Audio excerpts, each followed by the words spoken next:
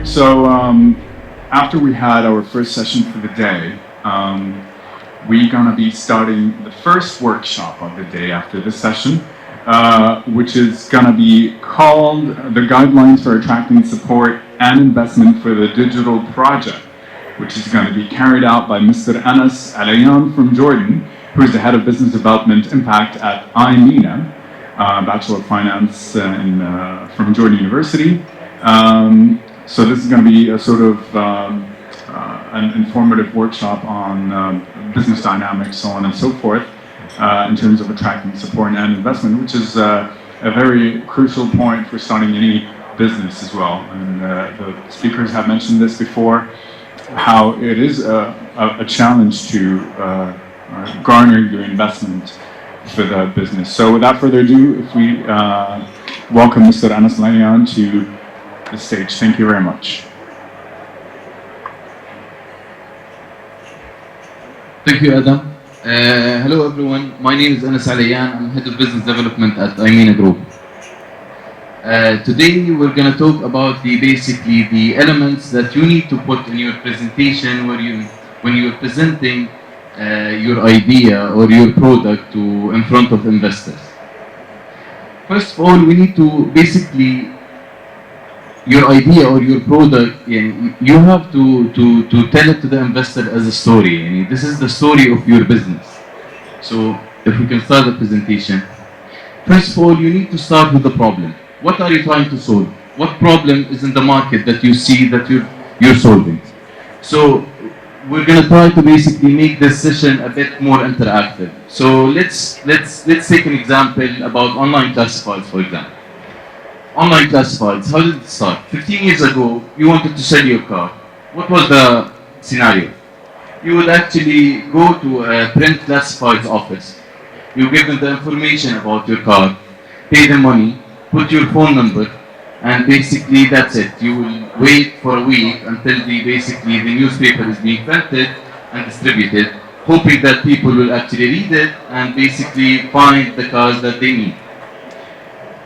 What problems did that basically give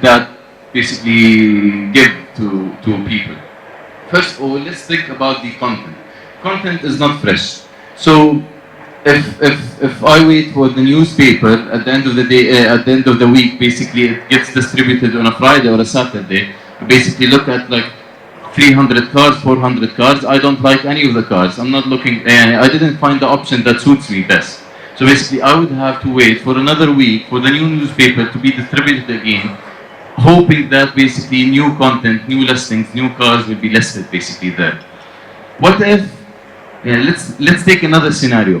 What if the guy at the classifieds office wrote something wrong? You were offering a $30,000 BMW, and he just took out 10 by mistake.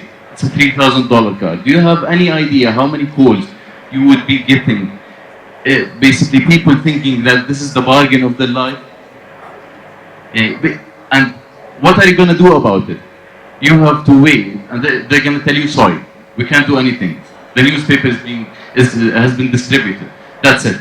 So basically, you will have to wait for another week until they basically edit your listing and basically distribute the newspaper again. What online classifieds did actually, that you can, from the convenience of your home or your office, just take a picture of your car, put the ad, put it out there. If it's sold, you just delete the listing, and you would never ever get any other phone call. And that's it. Basically, it's giving convenience. So basically, I would like to ask the entrepreneurs here from the audience, basically, what problems are you trying to solve? And if you can have any entrepreneurs here trying to pitch their ideas or products, what problems do you see in the market, and what are you trying to solve? I try to solve the employment problem in Kuwait by application where I can share all the jobs opportunities in Kuwait in one place. That's interesting. Yeah, that's interesting. Basically, you spotted a problem in basically job listings in Kuwait. Basically, it's all over the place. If someone wants to basically apply for a job, he will have to go to probably 500 different company websites, basically in order to apply for a job. just found a solution by having one product that basically enlists all of the applications in one place, right?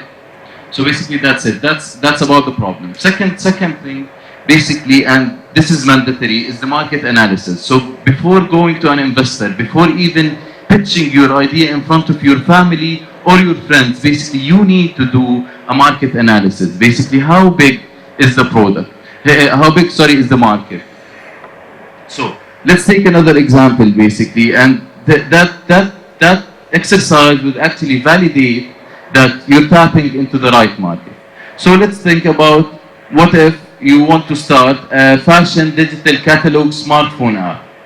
What are the things that investors basically would look for, and what information do you need in order to validate that you have a right business model for the right market? You're tapping into the right market. Let's look at it like a funnel. Basically, you start with the macroeconomics of the country. Basically, you're going to start this app in Kuwait. So basically, you need to look at the GDP per capita in Kuwait. You need to look at the disposable income per capita in Kuwait. Kuwait is a small country, but basically disposable income per capita is very high, meaning that basically people are willing to pay and can afford actually paying for luxury products. Think about another aspect, basically the retail market. You're into the fashion business, so you want to look at the retail market. You want to look at the fashion market size. You want to look at the growth rate in the last 5 years or 10 years and the expected growth rate, and all of this information you can find online. There's no secret about it. Yeah? Now with the internet industry, with the internet era, basically you can find anything you need online. Then basically you have to start digging deeper and deeper about your business model. So think about the internet usage in Kuwait. How smartphone penetration in Kuwait is one of the highest in the world, and hence you decided to do the app. Basically that validates that why are you doing an app instead of doing a print catalog or basically a website. Look at for example, give the investors some interesting facts and information about your product. So let's talk about trends in shopping. We know that in the MENA region, people still have insecurities about payments online payments. So what would you need? If you go to basically Google actually developed a very nice portal called Insights MENA. If you go to Insights MENA, they basically curate data from all over the world and give you and break it down by country to show you trends. Basically people that are searching offline, for example, searching online and buying offline. People have insecurities, but they would like to basically look at the brands, compare prices online before going into shopping. The business model. That's the third aspect of your basically presentation. So think about it. Basically now you need to link the problem that you have, the market that you have, with the solution. Your product is solving that. That is your business model. Basically, you need to talk about your product and don't just go with an idea. Just show the investors what your product does. What does it do exactly? How does it solve the problem? Use screenshots, use mock-ups. Just show them in real life how your product can actually solve a problem. Then comes the question that every investor would ask you: how are you going to make money? That's the revenue streams. That's one of the most important parts in the presentation. Nobody will ever give you money if they don't know how you're going to make money out of it. So basically, whether it's a subscription model, whether it's a commission-based model, whatever it is, you need to basically give them a detailed answer of how you're going to basically generate money out of your product. Then comes something that most of the entrepreneurs forget, or basically they pretend that they forgot. Competition. Never, ever leave competition out of your pitch. Think about it this way. What if the investor actually knows more about the market and about the competitors more than you do? You're in a bad shape now. Second of all, you don't want to start actually your relationship with the investor without basically lying or hiding information about them. No, actually use competition and use the competition pitch in order to show them how your product is superior, how you're basically solving problems better than your competitors. Then the MVP, comes the MVP, which is the minimum viable product. In the last basically session, the guys, and especially the guy from 500 startups, basically told you no investor would ever invest in ideas. They need to see tangible products. What does a minimum viable product mean? Basically, it's the first version of your product that you release into the market in order to get the maximum amount of learning with the least risk. What does that mean? Basically, that shows you that you have a nice idea, you think it's a nice idea, test it in the market. There are many ways. Now it's extremely cheap to launch or develop a website or a smartphone app. Just do it, test the market, just for a couple of months. Check if you can acquire users. Check if users are using your product. Check what problems are there. Check the user experience. Maybe you're doing it wrong. It's not always right. This will basically minimize the risk of fully launching your product. Second of all, this shows dedication for investors. Investors want to see a team that's dedicated, that they either left your jobs or basically put everything they have, whether money or time, in a product that they're launching. The team. This is something we need to talk about real quick. Basically, you have to talk about your team and show the investors that it was never a one-man show. It's never a one-man show. Basically, if you're a finance guy or a business guy, you definitely have a CTO or a technology guy that actually developed your product. Show them. Basically, talk about them. Talk about their successful ventures. Talk about what they did and how can you relate that to basically the product that you're doing. And here comes the growth plan. Basically, growth plan, the investors would ask you, where are you going to be in the next 3 to 5 years? Where are you going to take your product? So, first of all, you need to define your product. There are three, and basically, to simplify things, we have 3 different types of products. The local ones, something like Sadad or Kainet in Kuwait, for example. That's a local product that you don't basically take outside of the country. Think about the regional product. Regional product is the product that actually try to solve a problem in a bigger market. So think about the GCC or the MENA region as one unit. What for example, Cash Basha did. Cash Basha spotted that there are basically insecurities in payments in online payments, and people want to shop from Amazon. So basically, they created a cash on delivery mechanism for people in the region to shop from Amazon. What Open Souk did actually is that they created the biggest Arabic classified portal for all the Arabic users in the MENA region. Look at the global product. For example, for Namshi is an e-commerce website. There are no barriers now to ship a box from Hong Kong to Kuwait or from Kuwait to the US. E-commerce is a global business. After basically defining your product, that will basically help you in showing the investor where are you going to go next. Basically tie a product map. Basically, what features are you going to add to your product, and basically what markets are you going to tap into. For example, you will start in Kuwait with 1, 2, 3 features, test the market. After winning the market, you're going to basically expand and take it to Saudi Arabia, take it to Bahrain, take it to Qatar, take it to wherever. This will lead you to the required amount of funding. The investor will ask you, okay, how much money are you asking for? Basically, you're going to tell them $1 million. Everybody wants $1 million in their pockets. But basically, you have to break down the $1 million or $10 million or even $100,000, basically, scientifically. Tell them, I'm going to spend X amount on marketing, I'm going to spend X amount on product, and I'm going to spend X amount on operations. And basically, you have to collect all the information that you basically discussed with the investors into a financial model. Like the guys told you, you don't need to be a finance guy in order to create a financial model. And investors are not looking for income statements, balance sheet, or cash flow statements from you. What they need from you is basically a scientific breakdown of how you're going to basically make money, numbers about your market, how do you relate that to basically breaking even and basically being a profitable business. Think about benchmarks. So basically, we're going to have an example and ask the entrepreneurs from the audience basically about their experiences. So let's talk about marketing expenditure. How would you actually tell the investors that I want to spend $400,000 on marketing this year, where does that number come from? So basically, you start with something we call the customer acquisition cost in the internet industry.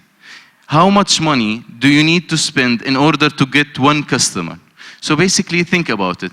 Let's calculate the market size. Basically, market size can be calculated. You can find information about it online. You can find information about it everywhere. You get basically the holistic view of the market. Then basically try to benchmark your adoption rate. So let's take an example about online reservations. There are a website in the region called Reserve Out.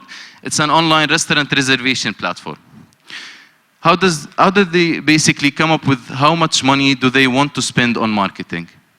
So they calculated basically the market size. Probably there's 100 people that dine every day in Kuwait.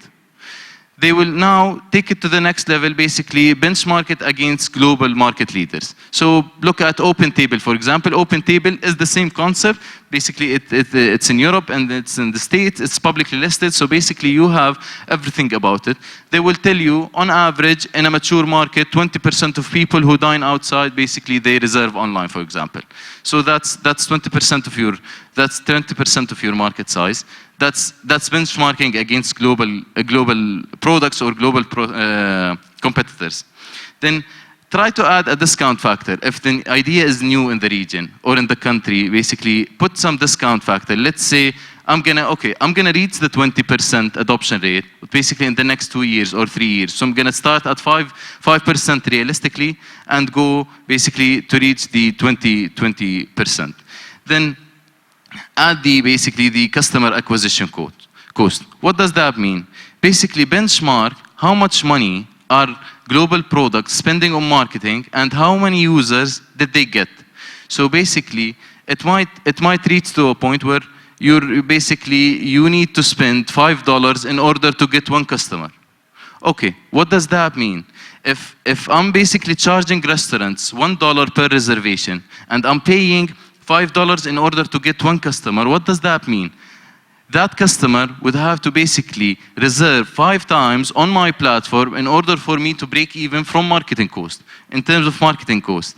And basically the 6th or the 7th reservation would actually be profitable. Add to that the operation cost, add to that the expenses. You would come up basically with a budgeting exercise showing exactly how much money do you need, basically how much money are you going to spend on marketing, and where are you going to get users. Basically, customer acquisition cost can be calculated in many different ways. So think about it, use your MVP, use the product that you actually released before pitching in front of investors in order to basically come up with an estimate. And basically, that's the guys asked me to summarize. This was a longer version. So basically, we summarized it, and they asked for this session to be more interactive. So I would ask the entrepreneurs to basically not pitch their ideas, but try to basically relate to what we've been talking about. What problems are you trying to solve? How are you going to basically address certain market needs? How are you basically calculating your basically acquisition costs, expenses? How much money are you asking for? Okay, so we're going to bring this to the audience and have sort of an interaction going on between the audience and Mr. Alayan with a workshop. Do you have any techniques or things that you want to start and Actually, jumpstart I want entrepreneurs to discuss with each other, basically. Okay. How are they pitch to investors? Basically, what elements do they relate from what we talked about? All right, so the first point is we're going to start with pitching your ideas to investors. So do you have a point through which you're going to get to the investors so that you get the funding to your idea? If we have any participation going on from the audience? If not, then I'll take the opportunity to ask some questions.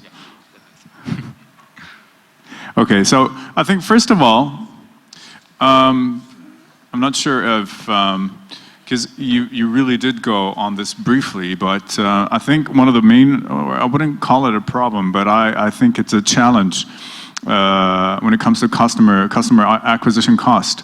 It's different from one industry to another. And it's always a challenge, because even if you do your research on the internet, it's really a challenge to find how much is it going to cost, or what are the relevant costs to your business. Even if you search it online, it's going to be different. You're probably going to be able to find, like, let's say, the CAC of some big company, but that's still irrelevant to your startup.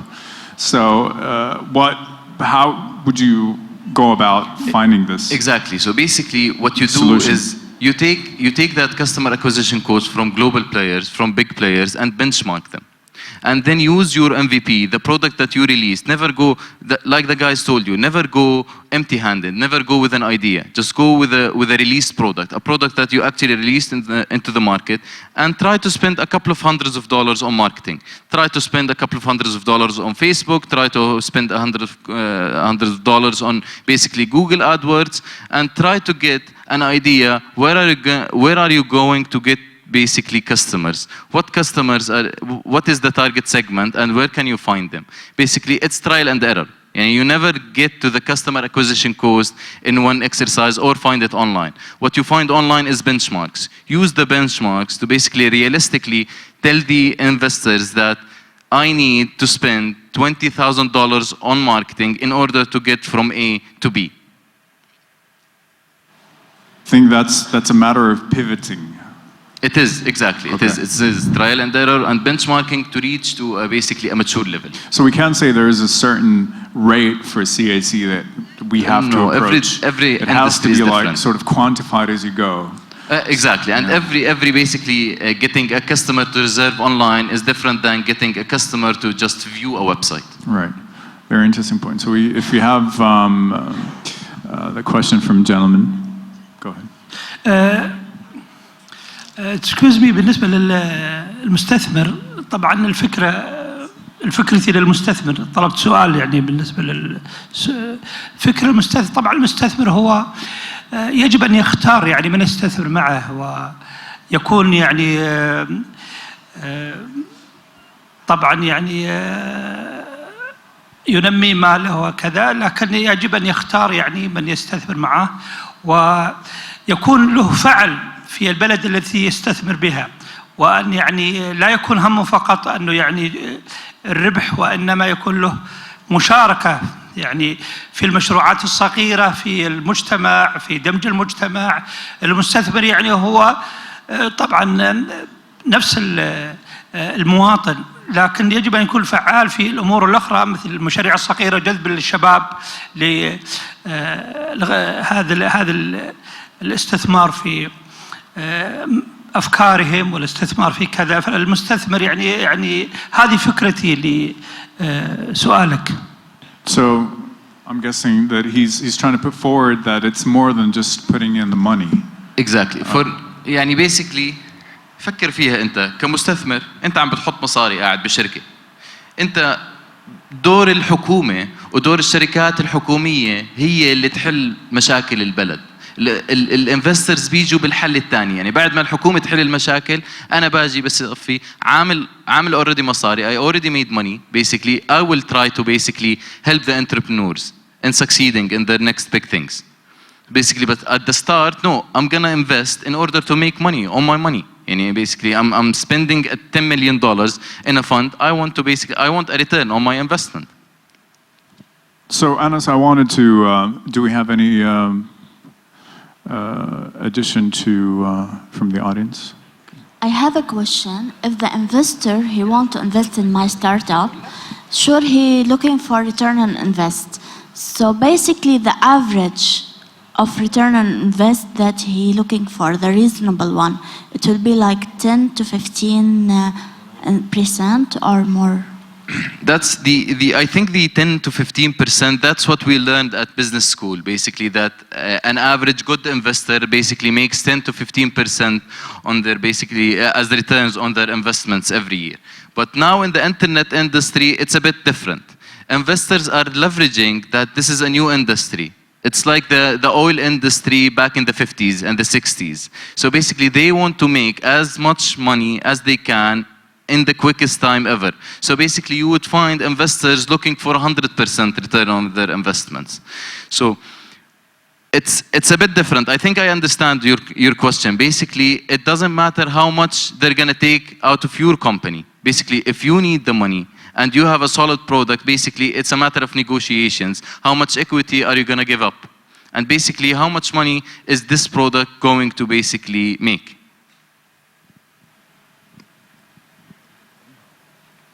Contribution from the audience. You brought a very interesting point to the platform, which is you mentioned something about the discount factor.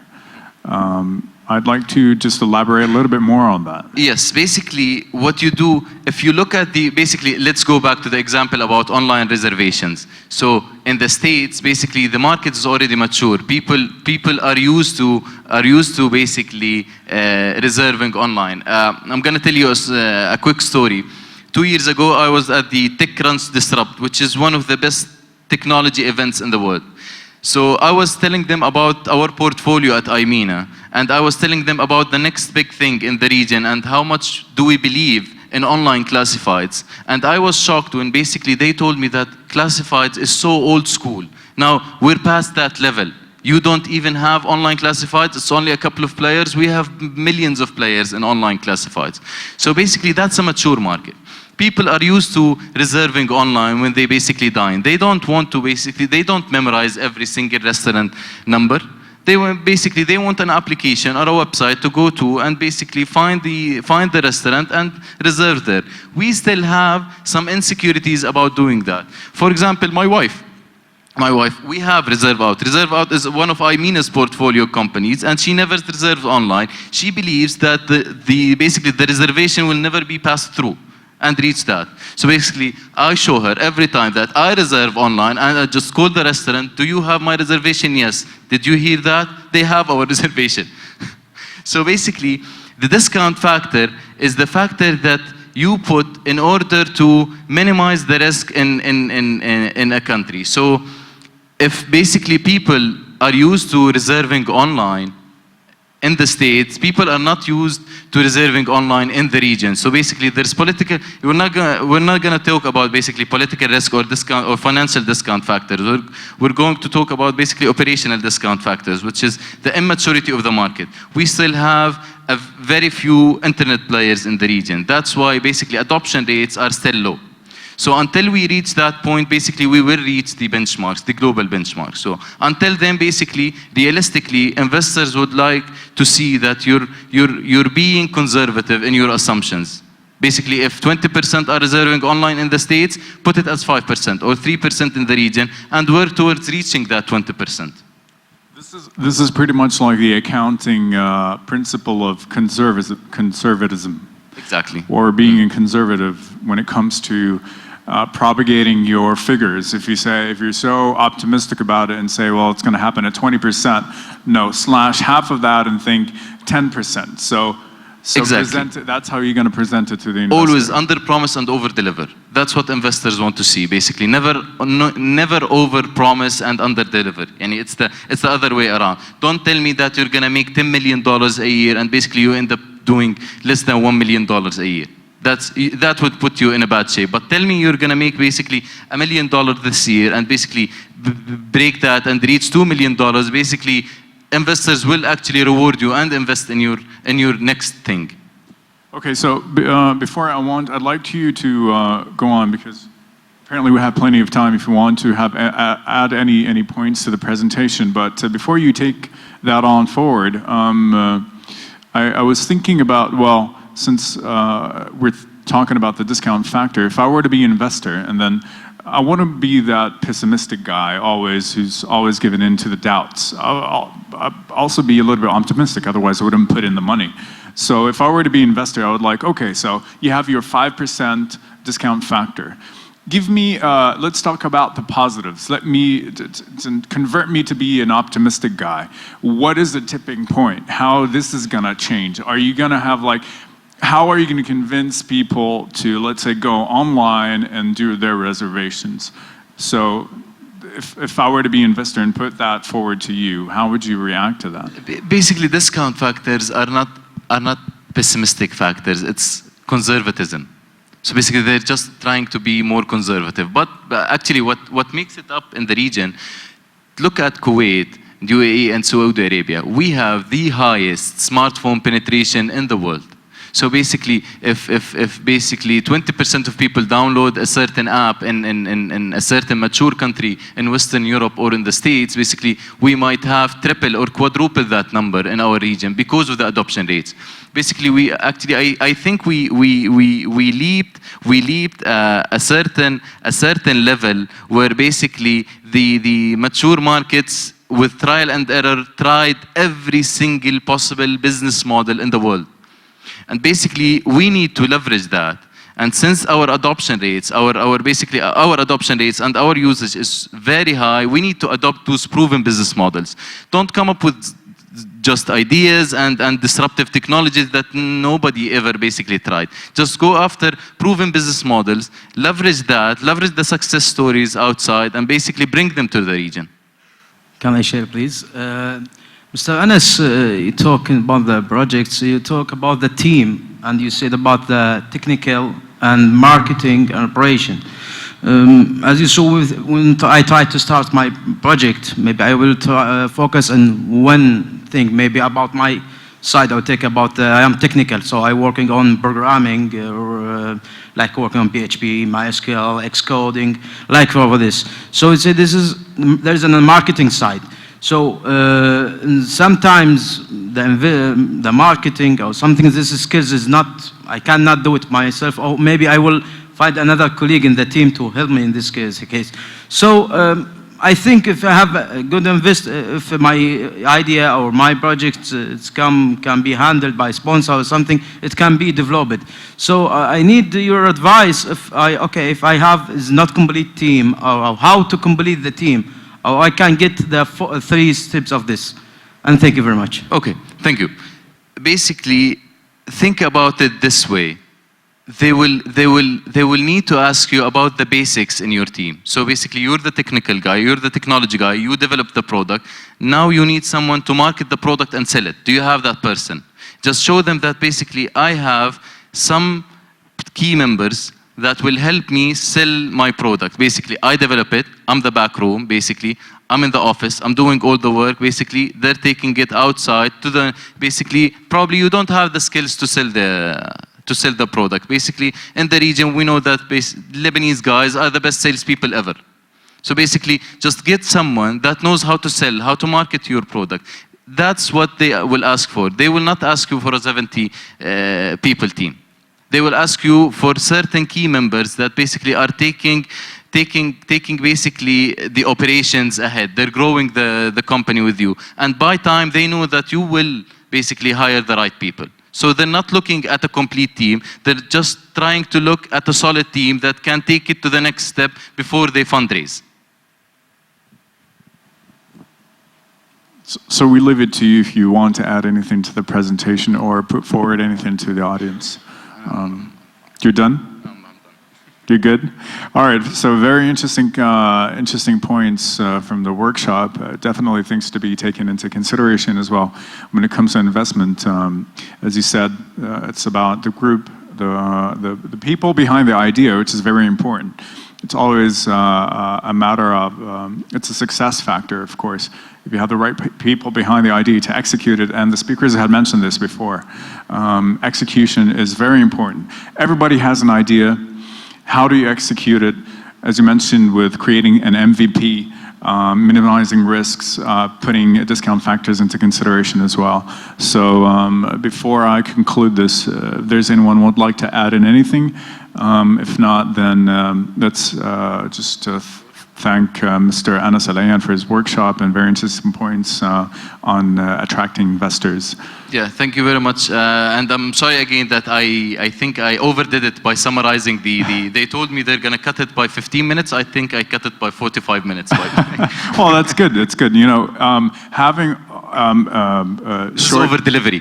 This is, well, see, if you deliver the right kind of information in a small amount of time, then you have a couple of, let's say, seed ideas for people to put in their minds and think about it later on. So I personally have things that I'll be considering as well from the workshop. So thank you very much for your time, Mr. Anas Al-Ayyan. who is the head of business development at Impact, Mina from Jordan, and this will conclude the first workshop for the day. We're going to have a break until I believe 12:45, so this is going to be the break for the prayers, the lunch as well, for you to rejuvenate, have a breath, get your things together, your brain together, so that we start the second session, which is going to be followed by another workshop, which is going to be moderated by Mr. Rashid Al-Bala from Saudi Arabia. And the theme of the second session is going to be the correct planning and successful implementation of the digital project. So have your break, relax, and then we're going to have you for the second session. Thank you very much.